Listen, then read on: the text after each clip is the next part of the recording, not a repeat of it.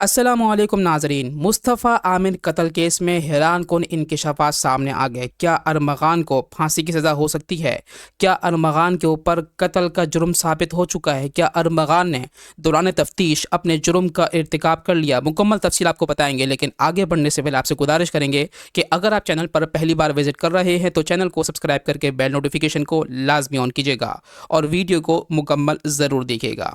देखिए, अरमगान का पिछले कुछ दिनों से जिस्मानी रिमांड चल रहा था, जो कि इंसदाद दहशतगर्दी अदालत ने 4 रोज़ा जिस्मानी रिमांड पर हवाले कर दिया था अरमगान को तफ्तीश के लिए।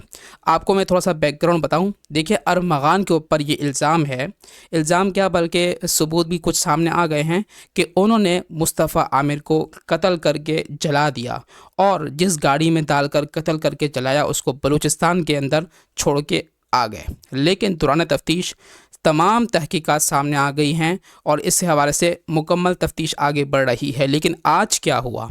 आज जो है अरमगान ने ये ख़बरें सामने आई हैं कि अरमगान ने कत्ल करने का एतराफ़ कर लिया है दौरान तफ्तीश।